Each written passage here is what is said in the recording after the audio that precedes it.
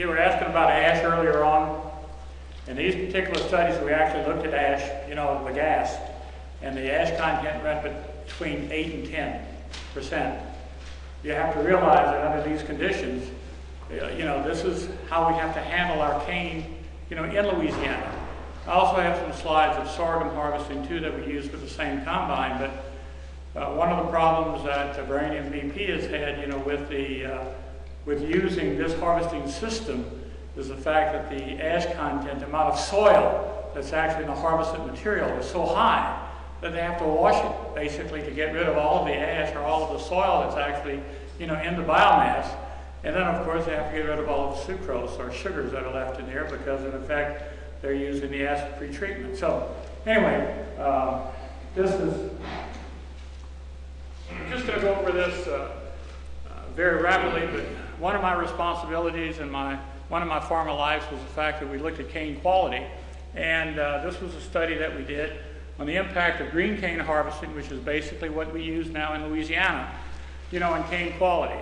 And this is just to kind of show you that with the development of a new variety in Louisiana, the LCP85-384, which was very high yielding, but it also lodged, we went for the use of the combine, which is basically what Jesse Lopez was going to talk about. In fact, you know, he, you know, with John Deere, basically have serviced the Louisiana industry along with Osthoff, and we have, you know, combines that now operate on about 80% of our cane supply. And as you can see, as we increase the amount of cane of LCP85-384, we also increase the number of combine harvesters that we use in Louisiana. And basically when we went to that, we went to a volunteer program basically on agricultural burning. And so all of our farmers follow certain guidelines, and only about 20% of our cane, our standing cane, is now burned because of the problems that we have, you know, with agricultural burning. But, you know, this is one of the problems. Of the approximately 80% of the Louisiana sugarcane crop that's harvested by cane combine, about 80% is now harvested green. And so, you know, when we're looking at biomass potential, of course, we want to harvest basically everything. But when you harvest everything, when it comes to this sugarcane field, say unburnt, the density of the load drops basically in half. So the cost of transporting the material, you know, to the nearby, you know, biomass factory or cane factory is going to, well, double because of the cost of transporting. Today, last time, I guess I talked with Dr. Selassie, our economist at the LSU Ag Center.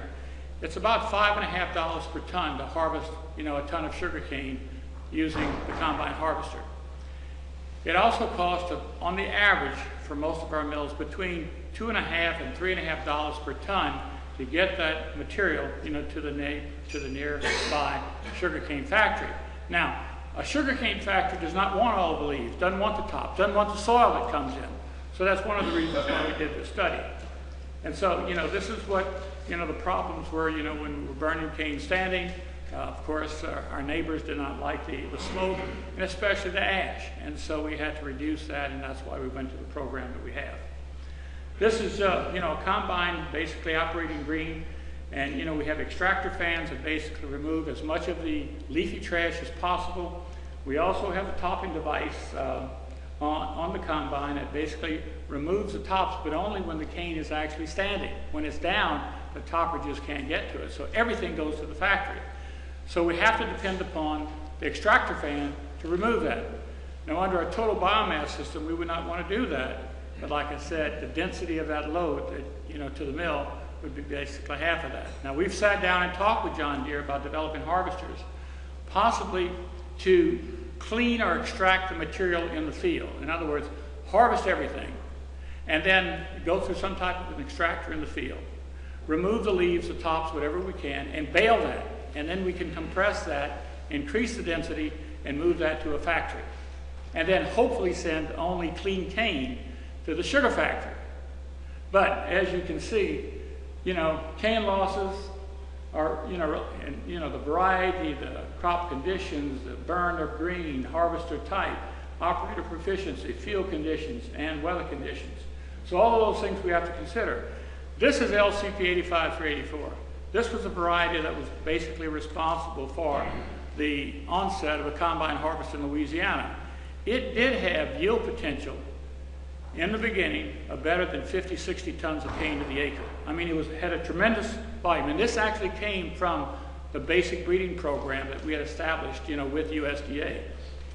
But a rule of thumb, it is generally, accepted that thin stalks, trashy varieties, which are prone to lodging, will result in high cane losses and extraneous matter levels when harvested. This variety has 25% extraneous material. We try to remove that in the harvesting operation. And so if we wanted to get the total biomass of the factory, then we would just put it all, into the wagons, okay? But then we have weather. We have hurricanes in Louisiana, and this is Hurricane Rita. And, we had broken tops, Hurricane Katrina. Of course, it came right up to the east of the mouth of the Mississippi River.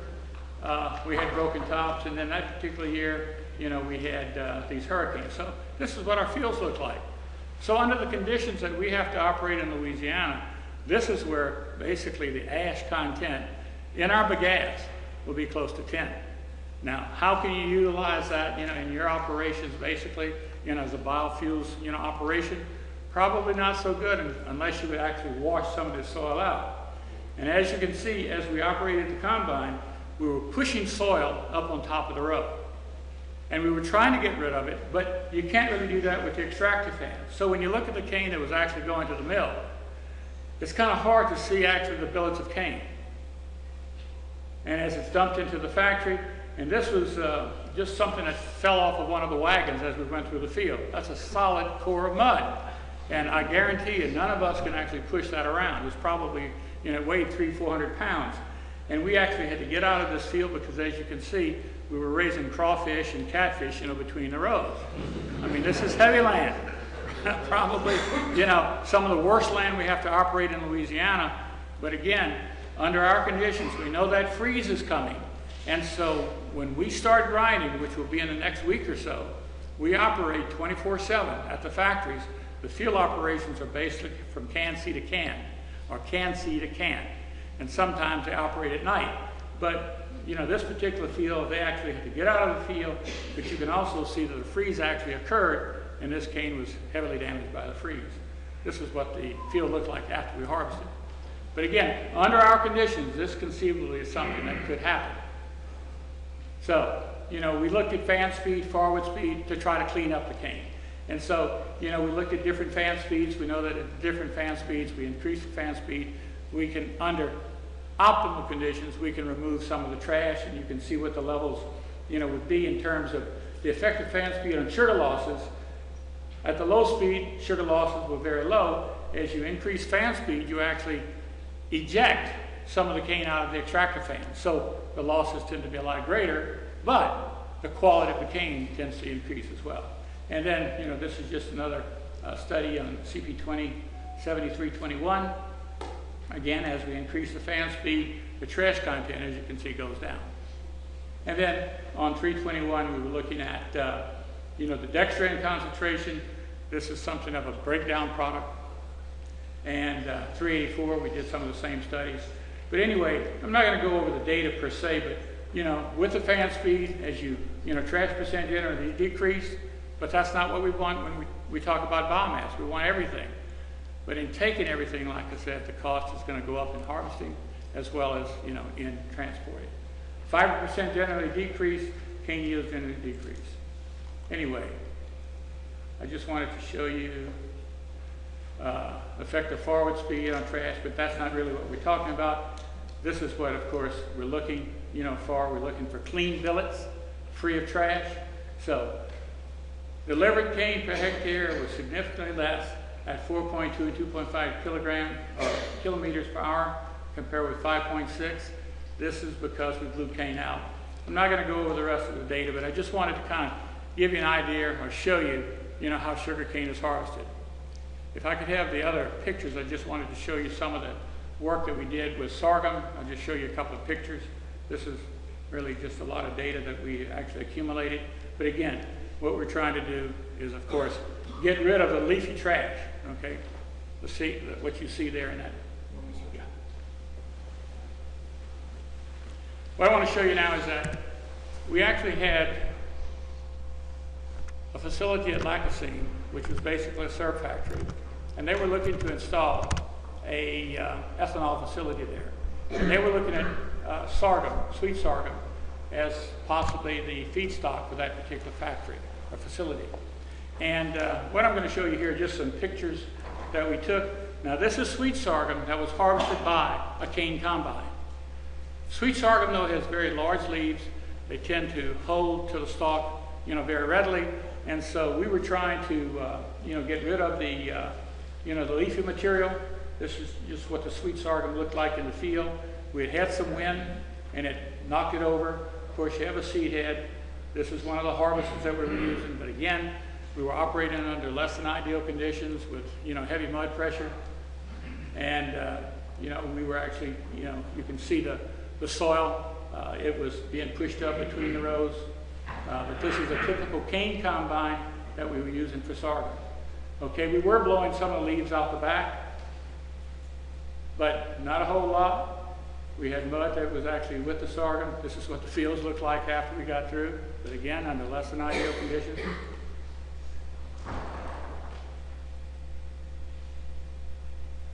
Delivery to the factory. This is the diffuser that they have at this particular factory, and this is the sorghum supply that actually went to the factory that we were going to use in this experiment that we were going to be running on looking at ethanol yields from sweet sorghum. This is just a dumping station, and that's how we were feeding the mill. But as you can see, there was a lot of leafy material in there. There was a lot of trash, and we had some problems, with the diffuser and with the factory operations itself. But again, that's what we have to deal with under our conditions, and there are very few combines that are going to give you 100% clean material. And if you want to go with the total biomass, you're still going to have a lot of ash material that will be coming in with the, with the raw material. Anyway, it kind of gives you an idea of the harvesting capabilities that we have and the infrastructure that we have in dealing with whether it be sorghum, sugarcane, or even energy cane. Thank you.